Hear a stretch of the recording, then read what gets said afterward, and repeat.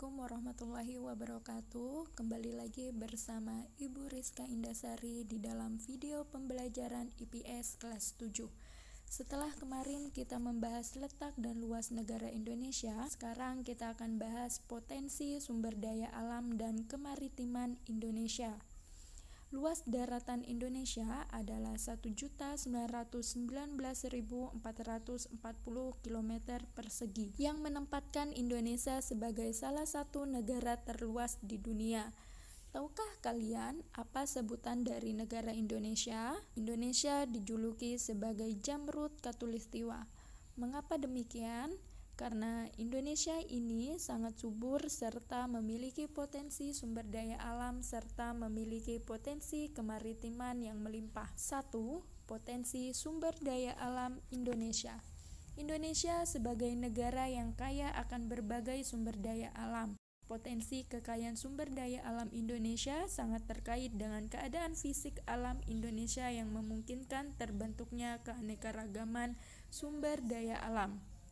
Namun, penyebaran sumber daya alam Indonesia tidak merata letaknya serta memiliki potensi yang berbeda-beda pula. A. Potensi sumber daya hutan. Hutan di Indonesia juga menyimpan kekayaan flora dan fauna atau keanekaragaman hayati yang sangat besar, karena banyak di antaranya merupakan spesies endemik atau hanya ditemukan di wilayah Indonesia dan tidak ditemukan di tempat lainnya. Saat ini masih dapat dijumpai hutan yang luas, yaitu di Papua, Kalimantan, Sulawesi, dan Sumatera.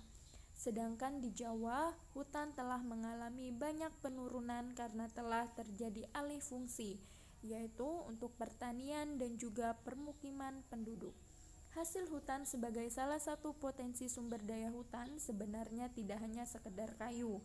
Hutan tropis yang dimiliki Indonesia juga menghasilkan beragam buah-buahan dan juga tumbuhan obat-obatan. Namun demikian, hasil hutan yang banyak dikenal penduduk adalah sumber kayu. Setidaknya terdapat 4.000 jenis kayu yang 267 jenis diantaranya merupakan kayu yang memiliki nilai ekonomi tinggi. Secara umum, jenis-jenis kayu dan sebarannya adalah: pertama, kayu meranti, keruing, agatis yang dihasilkan terutama di wilayah Sulawesi, Papua, dan Kalimantan. Kedua, kayu jati banyak dihasilkan terutama di daerah Jawa Tengah. 3. Rotan banyak dihasilkan di Kalimantan, Sumatera Barat, dan Sumatera Utara. Keempat, kayu cendana banyak dihasilkan di Nusa Tenggara Timur. 5.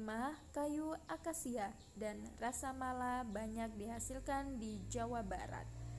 Adapun hutan yang ada di Indonesia memiliki fungsi: pertama, mencegah erosi dan tanah longsor. Kedua, menyimpan, mengatur, dan menjaga persediaan dan keseimbangan air di musim hujan dan musim kemarau.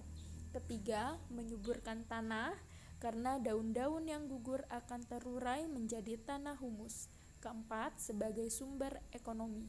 Kelima, sebagai sumber plasma dutfah keanekaragaman ekosistem di hutan memungkinkan untuk berkembangnya keanekaragaman hayati genetika. Keenam, mengurangi polusi untuk pencemaran udara. 7. Hutan juga menjadi rumah bagi berbagai hewan. Sebagian besar hidup di pohon-pohon, di dahan pohon, dan di bawah pohon. Dan yang terakhir, hutan digunakan sebagai sarana belajar bagi manusia, termasuk mahasiswa kehutanan.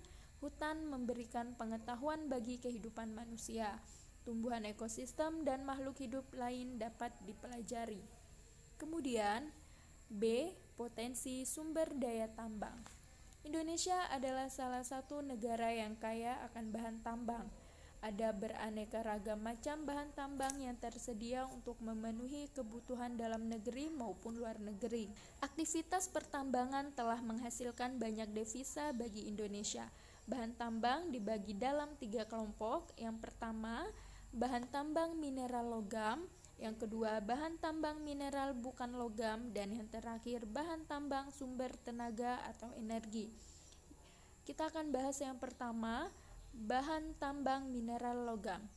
Bahan tambang mineral logam adalah bahan tambang yang berwujud biji Contohnya, pasir bisi, nikel, emas, tembaga, timah, dan biji bauksit.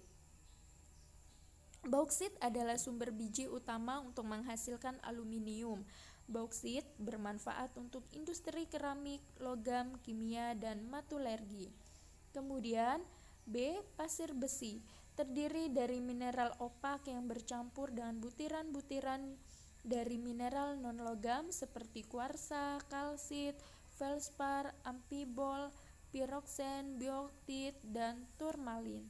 Kemudian yang kedua, bahan tambang mineral bukan logam. Contohnya batu kapur, belerang, pasir, kaulin, asbes, mika, tanah liat, dan intan. Yang ketiga, bahan tambang sumber tenaga atau energi merupakan sumber daya alam yang dapat dimanfaatkan sebagai penghasil tenaga atau bahan bakar. Contohnya minyak bumi, gas alam, dan batu bara. Indonesia merupakan salah satu negara penghasil minyak bumi. Guna mendapat minyak bumi harus dilakukan pengeboran ke dalam bumi. Setelah itu akan diperoleh minyak yang masih mentah yang bercampur dengan lumpur. Setelah dilakukan penyulingan, barulah didapatkan minyak bumi. Saat ini cadangan minyak bumi Indonesia terus berkurang seiring dengan pengambilan atau eksploitasi yang terus dilakukan. B. Batu bara adalah batuan sedimen yang berbentuk dari sisa tumbuhan yang telah mati dan mengendap selama jutaan tahun yang lalu. Unsur-unsur penyusunnya terutama adalah karbon, hidrogen, dan oksigen. Bahan tambang termasuk sumber daya alam yang tidak dapat diperbaharui. Bahan tambang apabila telah habis digunakan tidak dapat diadakan lagi. Oleh karena itu, di dalam pemanfaatannya dibutuhkan pengaturan. Selain itu, penggunaannya perlu dihemat agar tidak lekas habis. 2. Potensi kemaritiman Indonesia. Indonesia merupakan negara dengan luas lautan yang mencakup 2/3 dari seluruh luas wilayah Indonesia. Luas laut Indonesia sekitar 5,8 juta kilometer persegi. Di dalam laut Indonesia mengandung banyak sekali potensi kemaritimannya. Berikut berbagai potensi kemaritiman yang ada di Indonesia. Pertama, perikanan, kedua, hutan mangrove, dan ketiga, terumbu karang. Kita akan bahas yang pertama dulu, perikanan.